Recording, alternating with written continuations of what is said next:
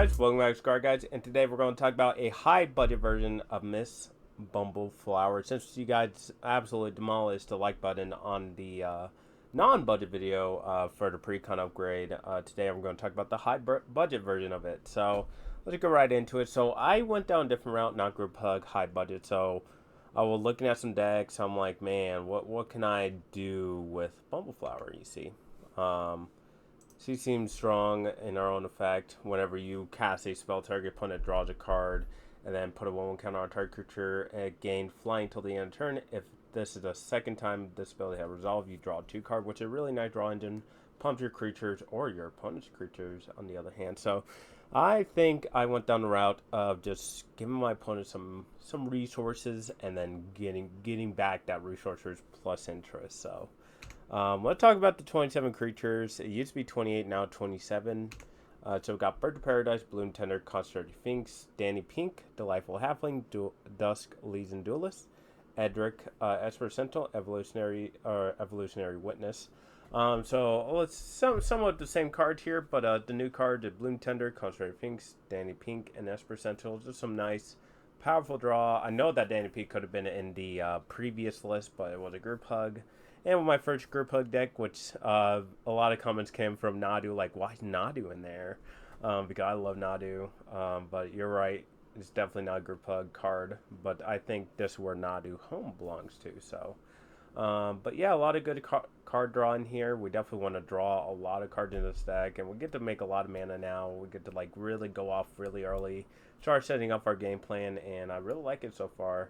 But yeah, let's move on to next thing here. So we got Faribault Elder, Fairy Mastermind, Forgotten Ancient, Free Strider Lookout, Generous Pardon, Glenalendra, Glutch, Granite Ballaster, and Bear Druid. So a lot of new cards here. We got Free Strider Lookout, Generous Pardon, and Granite Ballaster.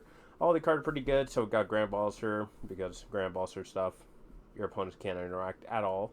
And then Free Strider, so basically whenever you commit a crime, basically you got to target one of your opponent's permanents or a target opponent, right? Look at the top 5 cards of your library. You may pull a land card from among them onto the battlefield tapped and put the rest at the bottom of your library, and it only triggers once each turn, which is really nice since our opponent's going to be casting some spells, and we get to get that +1 counter trigger, and we get to target our opponents and just start getting more lands. And then whenever you put one or more counters on creatures you don't control, draw a card, which is something we want to do. We want to draw a lot of cards and give our opponent a little bit of resources there. But yeah, nothing else changed here. Just the same old, same old. I think I like it so far. A lot of interactive pieces for our God and Ancient stayed on the list just because we get to move those counters to other creatures. Does specify our creatures. It could be any creature, so I really do love that. So let's move on to the last bit here. So we've got to Kodama, the West Tree, Cross, Kutsil, Ledger Shredder, Nadu, Noble Hierarch, Polywog, Protege, Savala, Explorer Returned, and Willbreaker. So all the cards. So the new card here is Ledger Shredder, Cross, Polywog, Noble Hierarch, Kodama, and Willbreaker. So Cross is a card that I've just never read before. So at the beginning of your upkeep, put a seal counter on target creature and opponent controls, and then whenever you put one or more counters on a creature you don't control, tap that creature and goad it against trample until your next turn. So we get to goad some stuff because it said whenever one or more. So we're just putting out counters on our opponent's creatures and force them to kill our opponents for us, and then we get to kill them on the swing back if they do kill them, right? Kodama just a really nice ramp piece, and modified creatures you control have trample, so that's really good for us. Noble Hierarchs are for more mana and then High Exalted. Polywog is a really sweet card just because it evolves, and then whenever an opponent casts a non-creature spell with mana value less than Polywog Protege, power draw a card, so that's pretty nice there. So a little bit of a Esper Sentinel type of card. And then we got Willbreaker. Willbreaker is one new card in here. Whenever a creature opponent controls becomes target of a spell or ability, you gain control of that creature as long as you control Willbreaker. So we're gaining control of opponent's creatures, added well for the list. And then Ledger Treasure's in there just for more draw, and then puts a counter on himself, so it does help out the list a lot. But yeah, I'm excited for Willbreaker. Willbreaker is a really fun card back in the day. Get to steal all your opponent's creatures, and I just love that. But yeah. That's all the creatures there. You know the sense of the deck. the creatures that we're trying to combo off with, and let's just talk about the artifacts here. So we're running 4 artifacts, just something simple here. Lightning Green, Mana Crypt, Sol Ring, and One Ring. There could be argument where you could have Jewel Lotus in here. You could take out one of the Mana Dorks and slide that bad boy in, but I didn't want to put Jewel Lotus in just because, I mean, you can still cast your mana with Jewel Lotus out in like 2 different mana, but like if you don't have that 2 other off-color mana that you need, like if you have a white, like if you have double colors like white, and you only have Jewel Lotus, which could only make blue, like you're kind of out of luck there. So I didn't really put it in, but I think Mana Crypt's fine. And then Lightning Grid for the Nadu plan if you really need it. And then you got Sol Ring for more mana, and then One Ring for protection and draw. Let's move on to the 18 instance. So 18th instance here, we've got Unoffered, You Can't Refuse, Arcane Denial, Beast Within, Cyclonic Rift, Delvin Veto, Adalmary's Call, a Lightened Tutor, Fierce Guardian Step, and Heroic Intervention. So a lot of stuff had changed here. So we've got Cyclonic Rift, Delvin Veto, Adalmary's Call, Lightened Tutor, Fierce Guardian Step, and Heroic Intervention. So a lot more interaction spells, a lot more protection, a lot more tutors. I can see with the 2 tutors here with Adalmary's Call and a Lightened Tutor. Adalmary's Call could tutor up our creatures that we need on battlefield, like Worldbreaker or Cross. And a Lightened Tutor could grab a Lightning Grave to One Ring, and so on and so forth, or any of the other enchantments that we have in the deck as well. And then we have Fierce Guardian Step as a way to counter, as well as Delvin Veto, and then we have Heroic Intervention Protection, and then Cyclonic Rift, Bouncing Board. And then also the other 3, which was in the original list, which I will have down in the description below if you guys want to see that as well. Alright, and then we got Immortal Obligation, Long River Pole, Mana Drain, Path to Exile, Range of Power, Snap, Sword Plaster, Teferi Protection, and Whirly Tutor. So Immortal Obligation just returns a creature an opponent controls from the graveyard to the battlefield, and it has a duty counter on it for as long as the duty counter on it is goaded and can't attack you or permanents you control. It can't block a creature you control, which is really nice. We get to reanimate something like a big fatty creature, and it starts attacking our opponents for us, making him the threat, making us less not likely threat here. And then we've got Mana Drain. Mana Drain just a really good counter spell. Just gets us more mana on our turn. Range of Power. It's a really sweet card. So it's untap all creature you control and untap all creature target opponent controls.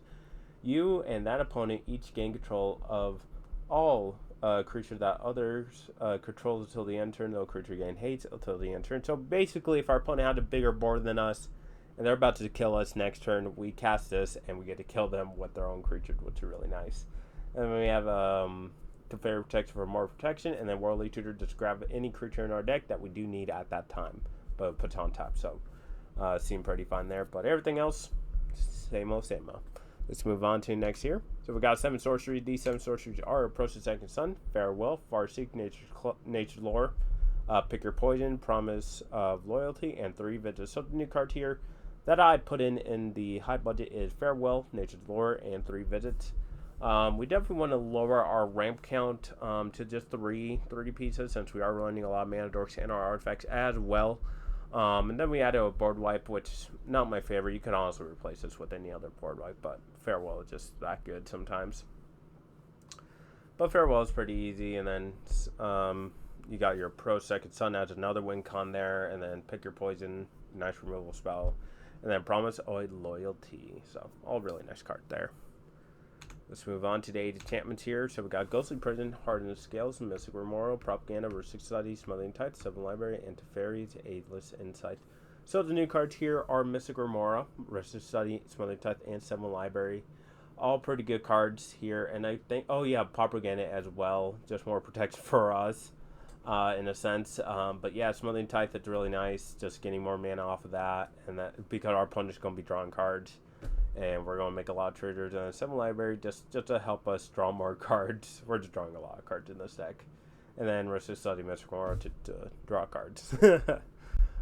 Just a draw deck. That's all it is, folks. But yeah, let's move on to the lands here. So we're playing 35 lands, same count as always. But there have been a lot of changes in here with, so we got Outer Waste, Ancient Tomb, Era Mesa, Bountiful Promenade, Rust Land, Command Tower, Exotic Orchard, Flood Strain, and Forbidden Orchard.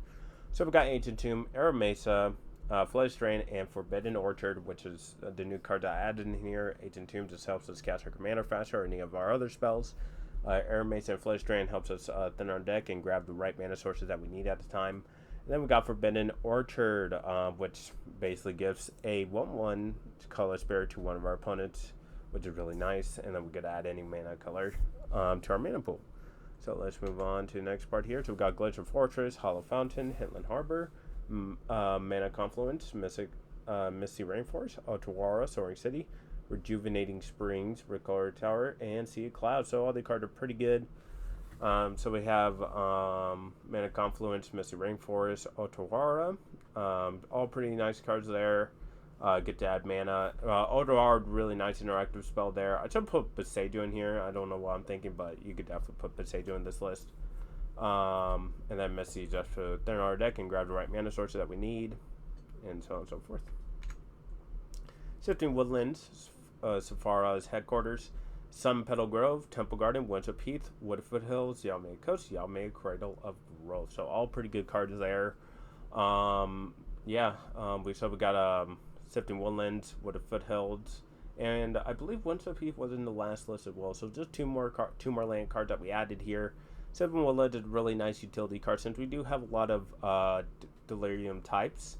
Where we could pop this off and copy like Cross in our graveyard if we really need to, or Will Breaker, which is really nice for 4 mana. We'll definitely have a lot of mana down in the long game. Then we have Woodfoot Hill to thin our deck more. So I think everything here is pretty nice. I don't think anything's off here, but yeah. I think that is it for today's video. Oh, right. Totally forgot about basics. My bad. So we got 5 forests, 3 islands, and 1 plain. So I definitely cut it down like 2, and then like 3 in plains. We don't need that many plains since I believe like the count was like 13 sources that need plains, and we have a lot of dual land where it provides the plains and also our mana dorks. So I didn't really care much about the plain, but the other 2 I do care about, just having access to forest and island mana, or basic mana there. So but yeah, I think that is it for today's video. Thank you guys for watching. Like, sub, and subscribe. I'd like to thank everyone that destroyed the like button last video with 40 likes, 44 I believe. Really awesome to go with 20, but we destroyed it 2 times. I'm gonna have to up that like button to like 30 or something, guys. You gotta start destroying that like button every single time that I come out with the pre-com videos. I'm gonna have to make an upgrade high budget deck tech video every single time. But yeah, you guys really warm our hearts. But yeah, stay tuned for the announcement video coming out Monday. We're gonna have an announcement for the channel and a giveaway. So definitely stay tuned for that. If you guys want to stay tuned for that, definitely click on the notification bell when that video drops. We'll be dropping it at 12 p.m. PST on Monday. So definitely stay tuned, guys. All right, I think we're going to get out of here. You got to have a wonderful day. See ya.